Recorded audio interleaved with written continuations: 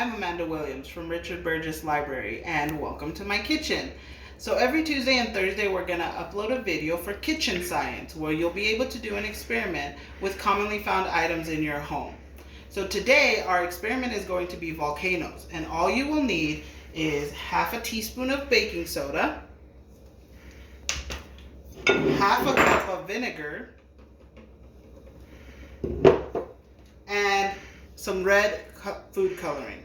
Now, if you don't have measuring instruments, don't worry about it. They don't have to be exact. This is just kind of a little guide for us.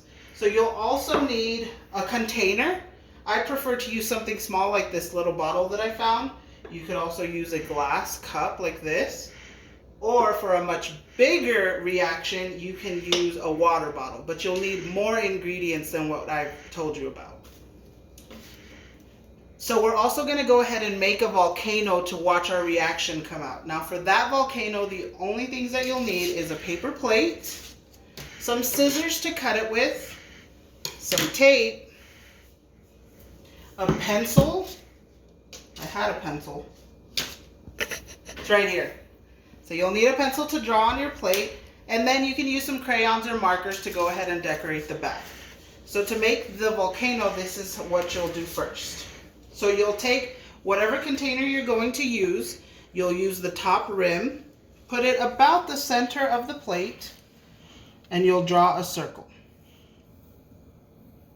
Like so. And then from the tip of your circle, you'll draw a line to the end of your paper. So it should look like this. Now once you have that, you'll go ahead and cut it, and I've pre-cut mine to show you. And this is what's going to become the volcano. So the back side of this is what you'll want to go ahead and decorate. And I've pre-decorated mine to kind of look like a volcano. So once you've done that, you'll take your small container that you're going to use, and you'll probably want to use something like a baking sheet just to kind of catch the mess. It'll make it a lot more easier to clean up when you're done. So you'll put this in the center of your baking sheet. And then your decorated plate, you can measure it, and then you'll just kind of roll it up like this to make a volcano. See?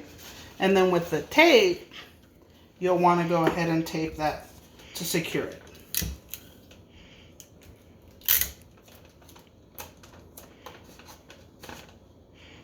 That missed. Like so.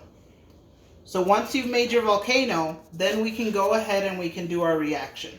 But first I'm going to show you what the reaction looks like outside of the volcano with this glass cup. So you'll get your baking soda. And again, the measurements don't have to be exact, but we're going to go with half a teaspoon. And you just put it in like so. You'll want to put your food coloring in with the baking soda. About 2 drops should be good. I have the gel kind, but that's all I had. You can use the regular liquid kind. It really won't affect anything. And then so we'll just put about 2 drops. Like so. And then we'll get our vinegar. And again, it doesn't have to be exactly half a cup, but about half a cup. It makes for a really good reaction for a volcano. And once you have that, you're just going to pour it in and watch the reaction. Like so.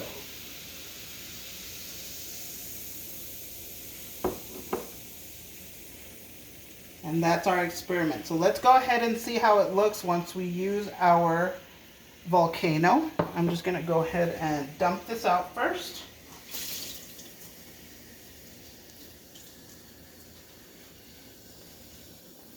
And then we can put our volcano. So we get our half a teaspoon of baking soda. Like so. Our gel food color. And so you could use any color. I'm just using red because lava looks red, but If you want to do a different color, that's fine as well.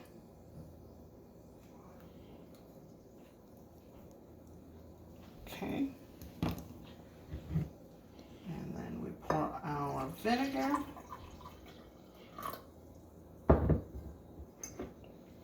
And then we pour.